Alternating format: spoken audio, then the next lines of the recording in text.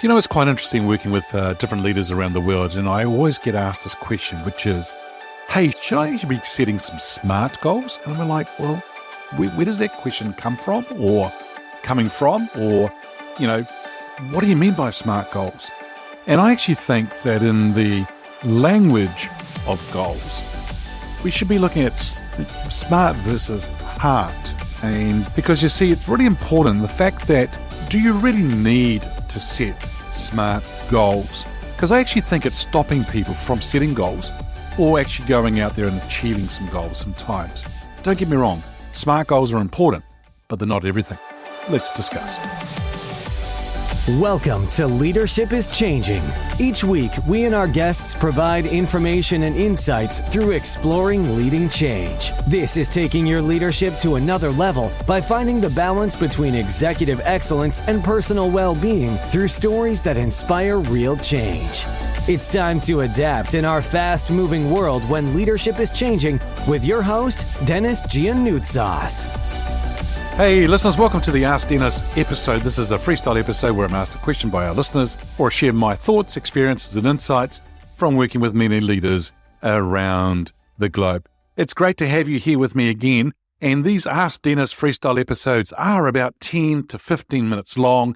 We work on a topic that's either asked by our listeners or I share, as I said in my intro just then, on things that we talk about. Now, the interesting thing is that as I work with people, and now particularly this time of year, we're starting to get our clients to start really thinking about the goals for the next year and starting to sort of set them and put them in place. What's quite interesting sometimes is that people ask me, just like I said in the show opening, do I need to set some SMART goals? And the thing here is, I actually think that some people are hiding behind that process because that is a process, but that is not the most important thing with the goal. Now, a goal is something that you want to go ahead and achieve, and it should be something that's big, hairy, audacious goal, something that's very quite scary, something that's going to really stretch you and actually challenge you to be the best that you can be in achieving or striving to that aspiring goal. Now, what's quite interesting here is that some people think, oh, I've got to do a SMART goal. Well, my question is, how come? Why does it need to be a SMART goal? Doesn't it just need to be a goal?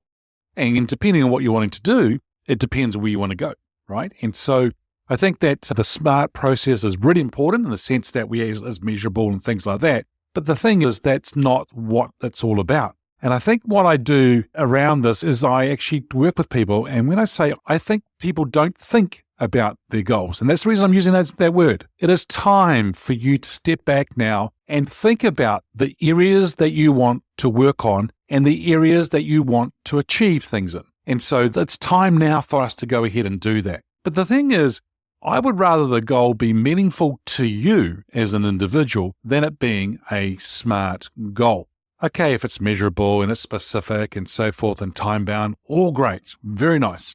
But the thing here that's really important is, what's the thing that's going to get you emotionally included or emotionally involved with that goal? Here's an example. Right now, many parts of the world are going what we call into winter, and other areas are going in from spring into summer. Now, for those in the winter, they may actually have various goals. I'm just going to use one as an example. So they've got a fitness goal. They've got a goal whereby they want to be very, very fit, or they want to get out there and do some fitness. But you know what? The mornings are dark now. This is in the Northern Hemisphere. And also what's happening is that it's colder, and it's getting colder. And so for a lot of people, the bed is nice and warm, and I'm just going to lift those sheets up in those blankets, that duvet, and I'm just going to roll over a little bit and just enjoy that warmth. But that doesn't mean that your goal is going to happen. That doesn't mean that you're going to be fit and reaching that thing. Why? Because it takes action. Now, you have just taken action. You have just made a decision to roll over and continue to sleep or to enjoy the warmth in the bed. Now, the thing here is this, that if you've actually got a goal that is very emotional for you, something that's going to drive you, push you, make things, you do things that you want to go out and then do it, that's what's really important. And I find that if you have an emotional tie with a goal, it is the thing that's going to drive you. Now, for a lot of people, what they tend to do is they use, I've got to set up SMART goals, and they start doing that. Come on, let's get really emotionally tied to it. Something that's going to make you get up in the morning and go for what you're wanting to do. If I called you at 2 a.m. in the morning and said, hey, we've got to meet here within the next half hour, because it's related to your goal. Would you get up and would you go? Because if you're emotionally attached to it, that's going to help you do it. And you will do it. Those people in the Southern Hemisphere, it's almost nearly Christmas, summertime for us, holiday break, summer break, maybe not. You too also have to have goals that are emotionally attached as well to help you drive to where you're wanting to go. Now, this is the key. A lot of goals are what I call boring, absolutely boring. Why? Because I've got to lose weight by this date and I've got to lose it by this amount of kilos and so forth. No. What is the losing weight going to do for you? What does it mean? What's that end picture? What's the thing that you can actually start to picture? Imagine what you could do and what you could achieve. If you start thinking about that end picture, it's really important to think about that to help you set some goals. The way that I say it with my clients is that if you were to put a title on a book, the book is about the actual goal that you've got. If you were to put a title that's catchy, something that's not sort of out there and you're having to be really creative, but something that means something to you, what would that title be? Here's an example. So somebody I was working with, they were wanting to work more on their health and their fitness. And it's a bit like a car sometimes will have to go every 6 months to a year, depending which country you live in and so forth, and it needs to pass what we call a warrant of fitness. When we go and see the doctor will check our vital signs and other things to see whether we have that warrant of health or warrant of fitness. So the person I was working with, they were talking about this and they keep bringing up the same words all the time, which was, I just want to go and pass my warrant of fitness. I just want to go past my warrant of fitness. And they keep saying it. Guess what? That became the title of their book/goal. And we put some words around it that was actually going to be quite inspiring for them. And it became inspiration. And so much so that the person went out there and they drove and they did and they got the goal and they did really well. It came down to the words that was important to them. It came down to the words that was going to trigger action for them. It wasn't about being smart goals. We were being smart about it, but we were actually tying it back to the emotion. So if you think about it like a title on a book, what would be the goal that you wanted to do? Here's another one. I worked with another leader who was actually thinking about doing something, and it was more about how they could go to new levels and actually reach these multi-million-dollar program and how they could get that over the line.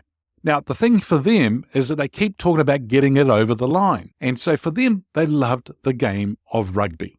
And it was about getting over the line and scoring the try. American football is another example. It's about how we can get the person with the ball over that line to score the points. Same thing here. And so for the person, they could see themselves going towards the line and scoring the try and how they actually would do it, but also how they would celebrate it. And so it was that feeling of people coming around them, congratulating them and being really happy, knowing that they've got the actual program of work over the line. And so that was the goal, the title, and then there was a whole lot of things underneath it. What we needed to do and how we needed to do it was all the plans that went underneath that. So my challenge to you, my question to you, listeners, is this. What can you do when you start thinking about your goals coming forward for the new year? What would you like your goals to be? What is going to be the title on the book? The book being each of those goals. Each goal is a book. And so what is the title? Something that's going to hook you, something that's going to emotionally tie at your heart. So that's why today's title of this episode is about the language of goals. Smart versus heart. Because if it's coming from the heart, I'll guarantee you, you're going to get things done and you're going to make things happen. Listeners, if you are wanting help and actually pulling together your goals and starting to think about where you might want to go in this next year, now's a great time for you and I to have a chat. I'm opening up 3 sort of positions or slots to allow people to work with me and have coaching with me one-on-one. And if you're interested in doing that, please feel free to reach out to me. Denis at leadingchangepartners.com is my email, or send me a private message on social media. Well, that's it for this episode today. And hey, it's always a pleasure being with you. Thanks for joining me on the Leadership is Changing podcast. Until next time, bye for now. Thank you for listening to this episode of Leadership is Changing with your host, Denis Giannoutsas.